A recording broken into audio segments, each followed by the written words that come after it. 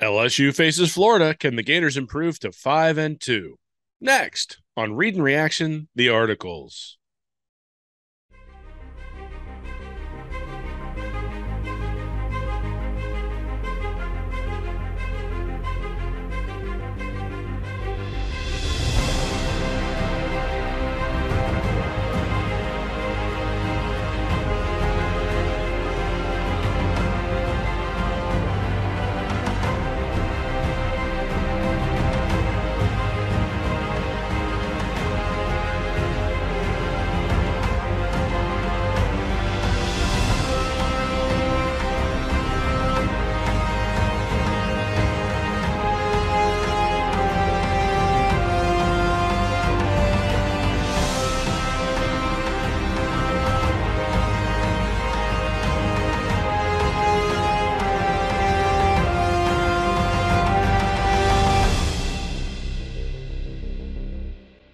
Hey, everybody, this is Will Miles with Read and Reaction. Apologies a little bit. I've got a cold here, so I'm doing the best I can to record this article here. But just a reminder, you can get these articles over at www.readandreaction.com.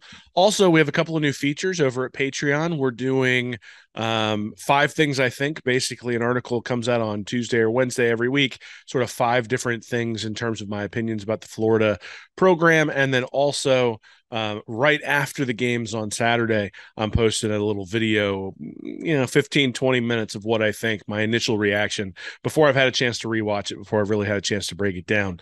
So if you want to do that, you can get that probably around 11 or midnight on Saturday after Florida faces LSU. So you can support us over there. Thank you. We've had 3 or 4 people sign up over the last week. Really appreciate your support over there at patreon.com/readandreaction. And now let's get to the article. The Gators come into their game against LSU as 2.5-point favorites, which is really interesting to me. The reason I say that is because the Gators were 11-point favorites against Missouri last week. The game almost played out exactly as the odds makers thought, with the Gators coming out on top by 7. Meanwhile, LSU got waxed at home by a Tennessee team whom Florida just played and lost to by 5 on the road. The other reason I say the line interests me is because, yes, LSU is a quote-unquote name school, and yes, the Tigers are 4-2 versus the 2-3 record that Missouri came into last week's game with. But the statistical profiles of both sets of Tigers are almost identical, if not tilted in Missouri's favor. Thus, if you thought Florida would win by 11 last week, you should probably think that's what happens again. If you thought that was way too many points for the Gators to be getting, you should probably think that way this week as well. Because while their histories are very different, LSU and Missouri are very similar teams. That doesn't mean Florida is going to win. They nearly coughed up the game last week to Mizzou. But what it does mean is that we should expect to see a lot of what we saw last week in this week's game as well. Statistical profiles. Why do I say Missouri and LSU have very similar profiles? Well, the Bayou Bengals rank 79th in yards per play gained on offense, compared to Missouri being ranked 82nd coming into last week's game. That includes the 93rd ranked passing offense, 103rd for Mizzou, and the 83rd ranked scoring offense, 25.2 points per game. There's actually a little bit more separation on the defensive side of the ball, but that's actually an advantage for Missouri. LSU ranks 46th in yards per play allowed compared to 25th for Missouri. And while both teams are about equivalent against the run, LSU is much worse, 70th versus 43rd against the pass. I profiled last week how Brady Cook was going to be the weak link for Missouri. That was because he had a QB rating of 128.4 and a yards above replacement, YAR, my proprietary QB stat that takes passing and running into account, of negative 0.51. That certainly proved out in the game as Cook put up a YAR of negative 1.01 and a QB rating of 121.6. So is Jaden Daniels any better? Well, the LSU starter has a QB rating in 2022 of 138.7 and a YAR of negative 0.20. That is slightly better, but if you subtract his play against Cupcake FCS Southern, those numbers go down to 128.9 and negative 0.46, respectively. Florida's defense has had a way the past few years of making quarterbacks look better than their statistical profiles might indicate, but going from Cook to Daniels isn't a giant upgrade. In fact, if you delve into Daniels' profile, what you see is that he was average in a loss to FSU, YAR of 0.1, great against Southern, 4.20, good against New Mexico, 1.55, and then bad against Mississippi State, negative 0.73, Auburn, negative 1.90, and Tennessee, negative 1.10. From an offensive perspective, Florida's about to play Missouri all over again, which is a good sign for its defense. Explosive plays. LSU's offense just hasn't had any sort of explosivity this season. The Tigers have only 22 plays that have gone for 20 plus yards all season in 438 total plays, or 5%. Comparatively, the Gators have 37 plays that have gone for 20 plus yards in only 360 plays, 10.3%. Florida is actually exactly as likely to have a 30 plus yard play, 18 in 360 plays, or 5%, as LSU is to have a 20 plus yard play. The fact that the Gators are twice as likely to have an explosive play is why Florida ranks 20th in yards per play gained on offense against FBS opponents. Think about that for a moment. Even if you remove the Eastern Washington game, Florida has a top 20 offense. So why haven't the Gators scored more points? I banked on Florida's offense being better this year because there was a disconnect between points scored, ranked 61st, and yards per play gained, ranked 21st for the Gators last season. Points scored usually tracks with yards per play, and so I assumed, since Anthony Richardson had been dynamic in the red zone in 2021, that those two numbers would come into alignment. But what has actually happened is that those numbers have gotten further apart. As mentioned, the Gators now rank 20th in yards per play versus FBS opponents, but rank 70th in points per game. The same disconnect that existed in 2021 exists in 2022 as well. That's how you end up with post-game win percentages, the win expectancy if the game were played again with the same statistical profile, for Florida of 99% against Utah, but only a 3-point win, or 93% against Missouri, despite only winning by 7. So why is that? Well, a big part of it is turnovers. Anthony Richardson has been a turnover machine ever since the opener against Utah. Even in that game, Montrell Johnson fumbled the ball in the opening drive, and so Florida has not had a turnover-free game all season. To be honest, that probably shouldn't be a huge surprise. In 2021, Anthony Richardson got us all excited because with 14 explosives, 20-plus yard plays, and 115 touches, that amounted to 12.2%. He also had 6 turnovers to go along with that as well, 5.2%. This season, he now has 192 touches and has 24 explosives, so 12.5% versus 12.2 last year. But that also goes along with 9 turnovers, 4.7% versus 5.2% last year. Essentially, his mistakes from last season have carried over to this year as well, but so has his ability to generate big plays. Compare that to LSU's Daniels. He has only committed 2 turnovers all year in 252 touches, 0.8%. But he has also only generated 15 explosives, 6.0%. It's also worth noting that Daniels' average explosive goes for 26.8 yards compared to 32.3 for Richardson. That's a big reason why LSU's yards per play gain, 79th, tracks exactly with its points per game rank, 83rd. This is also why we get quote unquote good Anthony Richardson and quote unquote bad Anthony Richardson and never quite know who's going to show up. If he's putting together explosive play after explosive play like he did against Tennessee, the Gators' offense looks unstoppable. But if he's struggling to generate big plays at all, the offense completely sputters and puts us all on edge because we know the turnovers are coming. That shows up when we look at the statistic success rate, SR. SR is measured by calling a play a success if it gains 50% of the yards to go on first down, 70% of the yards to go on second down, or obtain a first down on third or fourth down. Clark Brooks from SEC StatCat pointed this out to me on Twitter this week. What you'll notice with those numbers is that Florida is an outlier on both of his charts. The Gators average 6.16 yards per carry, but have a success rate of 50% on the ground. That means they're ranked second in the conference in yards per carry, but 5th in success rate, which indicates they get a lot of explosives, but aren't as consistent. That's exacerbated even more when you look at the passing game. There, Florida has a success rate of 44.3, which ranks 7th in the conference, yet the Gators rank 3rd in yards per pass attempt. Again, this suggests a lot of explosives, but very little consistency. LSU lacks consistency, success rate of 48.95, and explosiveness, 5.22 yards per rush on the ground. However, they are extremely efficient through the air, 50.93 success rate, but as shown before, don't have many explosives, so 6.88 yards per attempt. What this means is that Florida's offense is going to have a lot more variability every time they go out there. That's why you get a stink bomb against Kentucky contrasted to the performance against Tennessee. It also means that you should get just about exactly what you've gotten before from LSU. Defensive performances.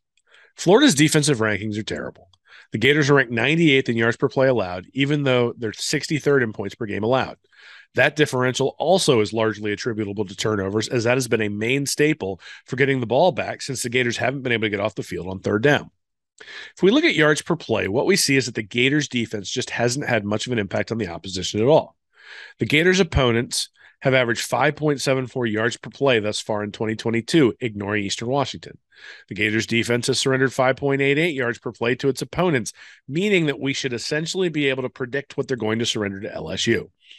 The Tigers have averaged 5.2 yards per play thus far in 2022. That means we should expect them to score somewhere in the neighborhood of 24 points.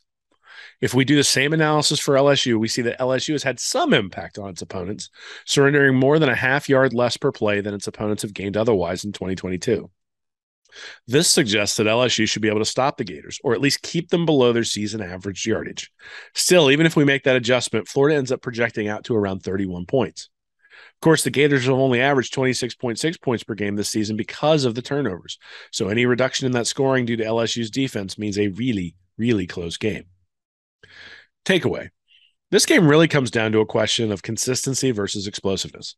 Florida has had the most explosive offense in the SEC, 1.49 expected points added on successful plays, but is ninth in the conference in success rate. Meanwhile, LSU's defense is sixth in the conference in success rate allowed, 39%, but ninth in explosive plays, 1.29 expected points added on successful plays. On the other side of the ball, Florida is 13th in the conference in success rate allowed, 46%, and only seventh in explosive plays allowed, 1.24 expected points added. That's really bad, but luckily LSU's offense is middle of the pack in success rate, sixth, 48%, and explosiveness, eighth, 1.28. What this says to me is that Florida's going to hit some big plays, but the question will be, can they stay on the field long enough to increase their odds of hitting them? Too often this year, they haven't been able to get key first downs and have had drives stall because of it. On the other side of the ball, LSU's offense just hasn't been explosive. The Gators' defense has thus far been a sieve, but that's been much more in the 10 to 19-yard range than giving up huge backbreaking plays, Tennessee excluded. If that continues, the Tigers are going to struggle to score more than the 24 points projected up above. Games always come down to turnovers, but this one hinges on that stat more than most. The disconnect Florida has between its offensive efficiency and its scoring efficiency is huge, and mostly attributable to Anthony Richardson being careless with the ball. The pick six and interception right before the half against Kentucky cost the Gators that game. The two interceptions against USF nearly did the same. And while he was fantastic in the game against Tennessee, the fumble early in the fourth quarter turned that game into a desperate comeback attempt rather than an even matchup. Jaden Daniels has his limitations, but he has not turned the ball over much this season. Florida was able to get Missouri's Brady Cook to throw two picks. They were able to get Jerry Bohannon to throw a couple key interceptions when Richardson was struggling against USF. They were even able to force two fumbles against Tennessee when they had no other way to stop the Vols. If the turnover battle is even, Florida is the better team and wins by a touchdown. If Florida ends up -1 in the turnover calculation, this is a pick'em game, likely tilting the Gators' way because it's in the swamp. But if Anthony Richardson can't take care of the ball and Florida ends up -2 or worse, the Gators just don't have the ability to overcome that given their limitations on the defensive side of the ball. Richardson has a lot of areas to improve, but the main area he has to improve is that he has to stop turning the ball over. Can he do that against the Tigers? Or can the Gators defense continue forcing turnovers like it has all year to even things out? I suspect Richardson has at least one turnover, but I think the Gators defense will force one as well. Florida -2.5 wins 31-24. Picks this year, I'm 4-1, but 2-3 against the spread. So so we'll see what ends up happening in this one. I got the Gators by 7, obviously, favored by 2.5. So so Vegas thinks, or the people betting on this think that Florida and LSU are pretty close. They are pretty close. I mean, you think about that the Missouri game, though. I mean, look, the numbers in this one just say that the offense for LSU is no better than Missouri's offense. Their defense is worse. And so if you think about that, you would expect Florida's offense to play a little bit better than they did last week, even if they're inconsistent. You would expect LSU's offense to essentially struggle the same way Missouri did. There will be some big plays. There will be some busts. There will be some tackling issues, certainly, because I'm not sure you fix those things in a week. But Florida's defense showed something from the USF game to the Eastern Washington game, and then to the the game last week against Missouri. Some of that was certainly Missouri. They're just not a very good offensive team, but LSU isn't either. And so the idea that they're going to come on the road, come into the swamp, and be better than they've been so far, I just don't see it. And so, look, the Tigers were lucky to be in that game against FSU. Florida State tried to hand it to them. They turned the ball over right there at the end, come all the way down, score the touchdown. and then miss the extra point. But they shouldn't have been in that game. They should have been down by 7. And you think about some of the teams that they've lost to this year. When the Auburn game was really close. Look what Georgia just did to Auburn. Look what other teams have done to Auburn. The Missouri Auburn game was really close though too. So again, if you're looking at that Missouri connection, I think you can see that there a little bit. So anyway, I got the Gators by 7. I think this is probably going to be a easier win than most people expect, as long as Florida doesn't turn the ball over. But that's been the story all year, right? The games have been one-score games because Florida's turned the ball over, kept the opposing team in the game. Sometimes it's bit them. That Kentucky game they had control of, especially after the botched punt there by the Wildcats, put them up 16-7. But the 2 turnovers by Richardson that allowed Kentucky back in the game. Same thing. It seemed like they had that USF game under control. The turnovers brought them back in. The turnover against Tennessee was just a killer, and then the turnovers last week against Missouri allowed them to hang tight in that game as well. So anyway, that's what I think is going to happen. Appreciate you sitting here hanging out with me. Hopefully this has been useful for you. Again, if you want to support us, you can like and subscribe at the YouTube channel. Certainly the more subscriptions we have, the better off this channel does, helps us with the algorithm.